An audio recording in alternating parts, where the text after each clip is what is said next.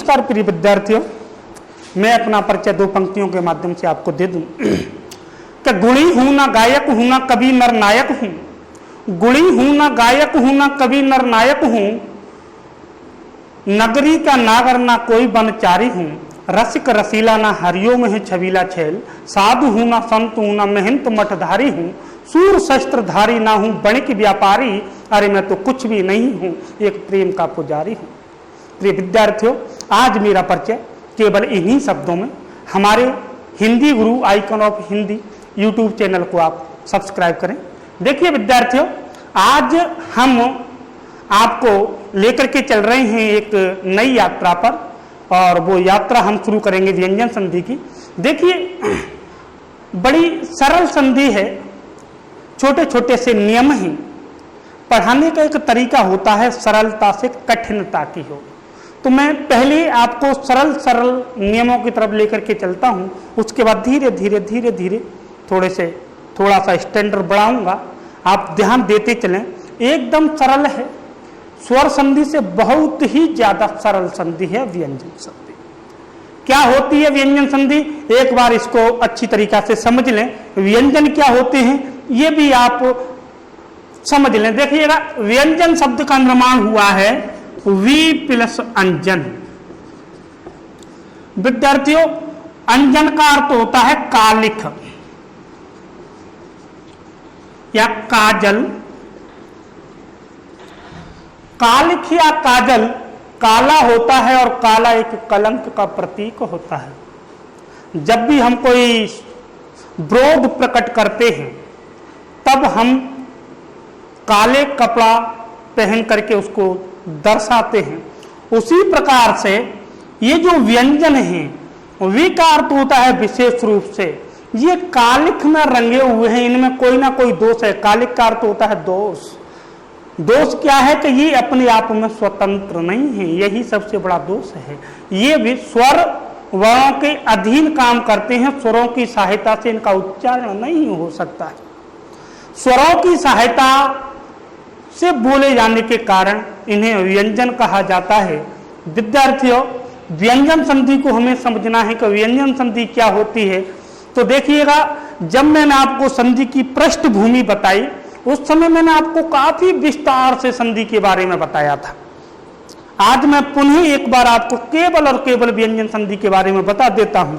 आप सब लोगों को जैसा कि विदित है कि संधि हमेशा दो वर्णों के मध्य में होती है, दो से अधिक नहीं होती। केवल और केवल कितने वर्णों के मध्य होती है संधि? दो वर्णों के मध्य। विद्यार्थी अक्सर संधियों की परिभाषा, संधि की परिभाषा को गलत बता देते हैं। कोई विद्यार्थी कहता है दो या दो से अधिक वर्णों के मेल को संधि कहते हैं, कोई कहता है दो या दो से अधिक शब्दों के मेल। ये कुछ नहीं है, ये सब की सब गलत परिभाषाएं हैं। व्यंजन संधि की हमें परिभाषा देखनी है विद्यार्थियों, तो कुछ नहीं है। मैंने आपको पृष्ठभूमि आपको बता रखा है कि आपको केवल वहां देखना है। देखिएगा, जब दो वर्णों का मेल हो रहा हो, कोई परिभाषा नहीं देखनी। ना जाने कितनी तरह तरह की लोग बाग परिभाषा बना करके रख दी हैं, किताबों में तरह तरह की परिभाषाएं लिखी हुई हैं। आपको किसी परिभाषा पर ध्यान नहीं देना है, केवल और केवल मैं जो बता रहा हूं उसे आप समझना।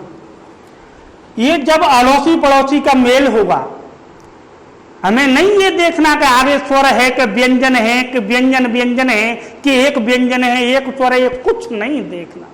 हमें क्या देखना है, हमारे लिए क्या महत्वपूर्ण है, हमारी परीक्षाओं की दृष्टि से क्या महत्वपूर्ण है। हमारे दिमाग में इतनी मेमोरी नहीं है कि हम अनाप शनाप चीजों को भी याद करके रखें। हमें केवल समझना है इसको कि ये है क्या। तो देखिए, जब दो वर्णों का मेल हो रहा हो उस समय आपको यह देखना है कि इन वर्णों में से जो विकार आ रहा है, जो बदलाव आ रहा है, जो परिवर्तन आ रहा है, वह किस वर्ण में आ रहा है। अगर वह वर्ण व्यंजन है तो वहां पर व्यंजन संधि होती है। परिभाषा अगर कहें तो दो वर्णों के परस्पर मेल से अगर व्यंजन वर्ण में विकार उत्पन्न हो जाए, कोई परिभाषा नहीं है, केवल अपने दिमाग से बनाओ परिभाषा। अगर आपकी समझ में कॉन्सेप्ट अच्छी तरीका से आ गया है तो आप परिभाषा खुद ही बना सकते हैं। परिभाषा बनाने वाले ज्यादा होशियार नहीं होते, बस वो कॉन्सेप्ट अच्छी तरीका से समझ लेते हैं, उसके बाद कोई सी भी परिभाषा दे दो, कोई से भी शब्दों का प्रयोग कर दो, क्या है उसमें। दो निकटवर्ती वर्णों के परस्पर मेल से अगर व्यंजन वर्ण में विकार उत्पन्न हो जाए या व्यंजन वर्ण का आगमन हो जाए तो वहां पर व्यंजन संधि होती है। हमें नहीं पढ़ना इधर उधर की उलूल जुलूल बातों में, इतना सा ही समझना है कि दो निकटवर्ती वर्णों के परस्पर मेल से अगर व्यंजन वर्ण में विकार उत्पन्न होता है या व्यंजन वर्ण का आगमन होता है तो वहां पर सदैव और सदैव व्यंजन संधि होती है। केवल इतना समझना है। अब विद्यार्थियों हम इसके नियमों पर चर्चा करते हैं। एकदम सरल नियम है। देखिएगा, मैं आपको पहले नियम की ओर लेकर के चलता हूं, आपको ध्यान देना है। जहां से मैंने आपको स्वर संधि में छोड़ा मैं वहीं से आपको प्रारंभ करता हूं, वहीं से आपको स्टार्ट करता हूं। देखिए, प्रथम नियम की तरफ मैं आपको लेकर के चलता हूं। नियम है, अगर इधर री रा और मूर्धन्य सा, इधर री रा सा में से कोई वर्ण है और इधर ना है, या फिर आप ऐसे कहिएगा कि ना वर्ण से पूर्व री रा और मूर्धन्य स, इनमें से अगर कोई वर्ण आता है तो न वर्ण ण में बदल जाता है। देखो कितना सरल है, कुछ नहीं करना, हमें यह देखना है कि ना से पूर्व इनमें से तो कोई नहीं है, इनमें से मतलब रे रा और सा, इनमें से अगर कोई वर्ण है तो हमें ना को ण में बदलना है। बस इतना करना है। कर पाओगे आप? देखिएगा उदाहरणों के माध्यम से मैं आपको बताता हूं। देखिएगा, ये उदाहरण था स्र प्लस अन, अयादि संधि का अंतिम उदाहरण था। यहीं से मैं आपको शुरुआत कराता हूं इसकी। देखिए, ये है ना। अब कुछ विद्यार्थी सोच रहे होंगे कि संधि तो अड़ोसी पड़ोसी में होती है। देखो, वो सारा का सारा मैटर डिपेंड करता था स्वर संधि पर। यहां पर ऐसा कोई नियम नहीं है कि अड़ोसी पड़ोसी ही बनकर आए। ये कहीं भी हो सकते हैं, सबसे आगे हो सकता है, बीच में हो सकता है, अंत में हो सकता है। लेकिन ये देख लेना कि इस वाले शब्द से पूर्व आगे आने वाले शब्द में इन तीनों में से कोई ना कोई वर्ण आए। और ये जो ना है ना, ये भी जरूरी नहीं है कि यहां आए शुरुआत में, मध्य में भी आ सकता है, अंत में भी आ सकता है, कहीं भी आ सकता है। ठीक है विद्यार्थियों, तो देखिए ये है ना, और ना से पूर्व देखिए स्र, ये स्र है और स्र संयुक्त वर्ण है। क्या आपको पता है स्र का निर्माण कैसे होता है? ऐसे, तब बनता है स्र, और इसमें बड़ी की मात्रा लगा दे तो श्री बनता है। तो देखिएगा, क्या स्र में रा है? हाँ है। तो जब रा इसके अंदर है तो फिर ये किस में बदल जाएगा? णा में बदल जाएगा। अयादि संधि का नियम लागू कीजिएगा यहां पर, और यहां पर व्यंजन संधि के प्रथम नियम को देखिएगा और ये शब्द बन गया श्रावण। विद्यार्थी, ये नियम आपकी समझ में आ गया होगा कि श्रावण कैसे बना। अब हम और उदाहरणों पर चर्चा करते हैं विस्तार से। मैं आपको लेकर के चलता हूं। देखिए, एक शब्द है पुरा प्लस ना, ना वर्ण से पूर्व इनमें से कोई है क्या? देखो, हाँ है ना, र। ना से पूर्व र है तो ना किस में बदलेगा? णा में। क्या बन जाएगा? पुराण, जिसमें पुरानी कथाओं को, पुरानी कहानियों का अच्छी तरह से विस्तार से चित्रण किया गया है, वो पुराण कहलाते हैं। देखिएगा, ये है तरंग, ये है इनी, ये है ना, और ना से पूर्व देखिएगा इनमें से कोई है क्या? हाँ है। क्या है? रा। जब रा है ना से पूर्व तो ना किस में बदलेगा? णा में। शब्द क्या बनेगा? तरंग। अब देखिए, ये जो ई है वो इसमें आएगी और ये शब्द बन जाएगा तरंगिणी। तरंग का मतलब होता है लहर, तरंगिणी का अर्थ होता है नदी, तरंगिणी बोलते हैं नदी को। और उदाहरण देखिएगा, ये है, मैं पहले इनको हटाता हूं और 3 उदाहरण एक साथ देता हूं, उनका आपस में मेल है, कोई ना कोई कांटेक्ट है, इसलिए मैं तीनों उदाहरणों को एक साथ लिखता हूं। ये है परिप्लसन्ने, ये है परिप्लसन्नति और ये है परिप्लस प्रप्लसन्नय। देखिएगा विद्यार्थियों, तीनों उदाहरणों को गौर से। ना से पूर्व रा है, कोई दिक्कत नहीं, ना किस में चला जाएगा, णा में, क्या बनेगा, परिणय। ठीक है, ना को किस में बदल दिया, ना को किस में बदल दिया, णा में। क्यों बदल दिया, क्यों, ना से पूर्व किसका प्रयोग हुआ है, रा का। यहां देखिएगा ना से पूर्व पुनः रा आ रहा है तो ये भी बदल जाएगा, ये क्या होगा, परिणति। यहां देखिएगा ना से पूर्व रा है, ये जो नीचे दिखाई दे रहा है ये रा, तो ये भी क्या बन जाएगा, प्रणय। तीनों का अर्थ देखिएगा, खासकर इन दोनों का देखिए, परिणय प्रणय, सुनने में ये एक जैसे दिखाई दे रहे हैं, एक जैसे लग रहे हैं, परिणय प्रणय। और जब ऐसे शब्द होते हैं जो सुनने में या फिर लिखने में, या तो जिनकी वर्तनी एकदम सेम हो, एकदम सेम मतलब थोड़ा बहुत अंतर हो, या फिर जिनकी जो ध्वनि है वो लगभग समान हो, ऐसे शब्दों को युग्म शब्द कहते हैं। श्रुति सम, सुनने में समान, श्रुति सम भिन्नार्थक, लेकिन भिन्न भिन्न अर्थ रखने वाले शब्दों को युग्म शब्द, श्रुति सम भिन्नार्थक शब्द आदि नामों से पुकारा जाता है। देखिए परिणय का अर्थ क्या होता है, अर्थ देखिए, परिणय का अर्थ क्या होता है, अर्थ समझ रहे हैं, बाई चांस किसी परीक्षा में आ गया तो। हमने शादी कार्डों में अक्सर देखा है फलानी संग फलाना, मतलब परिणय, फलानी परिणय फलाना। तो परिणय का अर्थ होता है विवाह,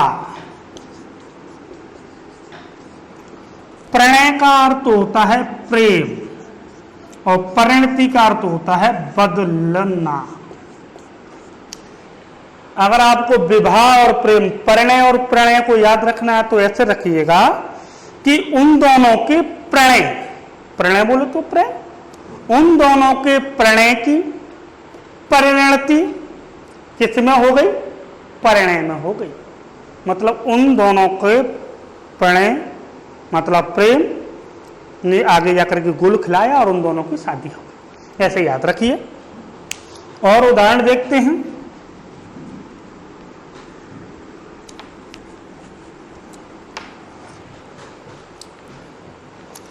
ये है प्रप्लस नाम, ये है प्रप्लस मान। देखिएगा युग्म शब्द है ये भी।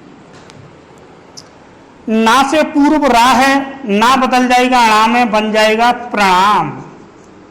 जैसा होगा वैसा ही बदलेगा। अगर ना आधा होगा तो आधा बनेगा, अगर ना पर किसी भी प्रकार की कोई मात्रा लगी है तो णा पर भी वही मात्रा लगेगी। मतलब जैसा होगा वैसा ही बदलेगा।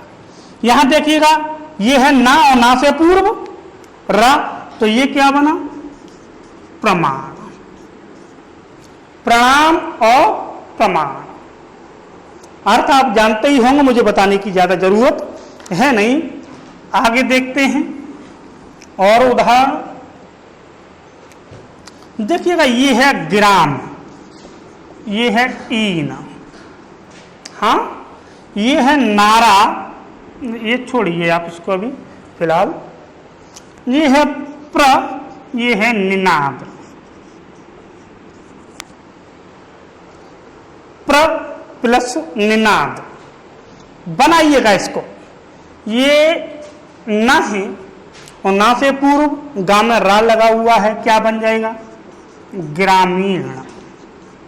ठीक है, इसे देखिएगा, ये ना, इससे पूर्व रा, क्या बनेगा?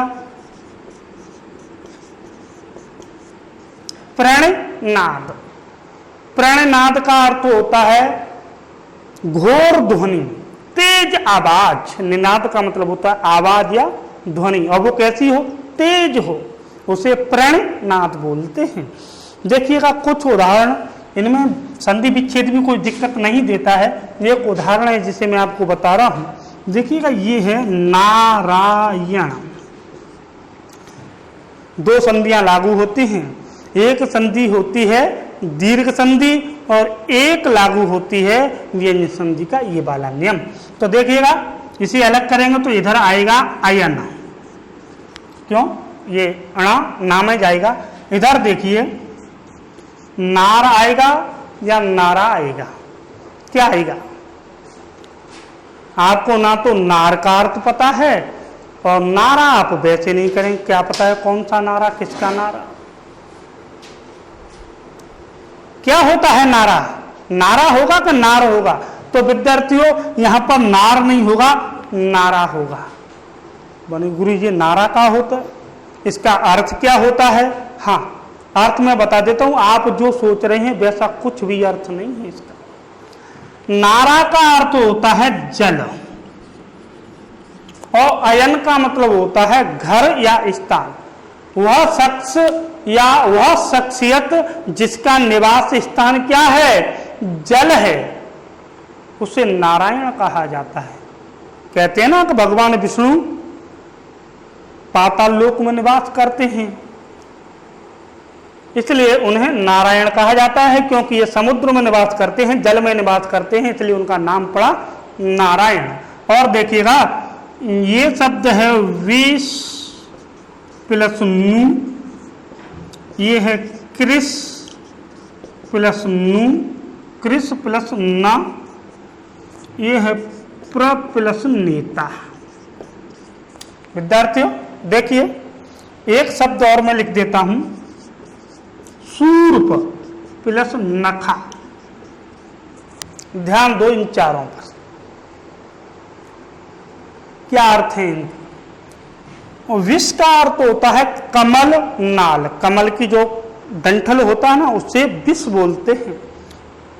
कहा जाता है कि भगवान विष्णु की नाभि में कमल की नाल है, इसलिए उससे उन्हें कमल नाभ भी बोलते हैं।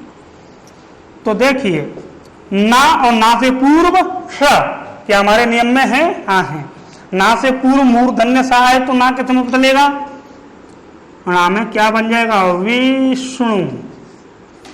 यह देखिएगा, कृष का मतलब होता है खींचना, खिंचाव, जो हर किसी को अपनी तरफ आकर्षित कर लेता है, खींच लेता है, वही है कृष्ण। देखिए, ना से पूर्व मूर्धन्य सा, तो ये क्या बनेगा? कृष्ण। और ये ना से पूर्व रा, ये बनेगा प्रणेता। और यह देखिएगा सूर्प, सूर्प का मतलब होता है सूप। गांव में लेडीज वगैरह जो अनाज पिसाने के लिए तैयार करती हैं, उसे सूप में अच्छी तरीके से पहले साफ करती हैं, वही सूप। यहां सूप का अर्थ और कोई दूसरा नहीं है, वही है। जिसके जो नखा हैं, नाखून उंगलियों के, ये जिसके नाखून कैसे हों? सूप जैसे, सूप के आकार जैसे नाखून वाली स्त्री, जिसे शूर्पणखा कहते हैं। तो देख लेना अपने अड़ोस पड़ोस में कितनी शूर्पणखाएं रहती हैं। शूर्पणखा, सूर्प जैसे, सूप जैसे नाखून वाली। विद्यार्थियों, अब हम चर्चा करते हैं अगले नियम पर, ठीक है?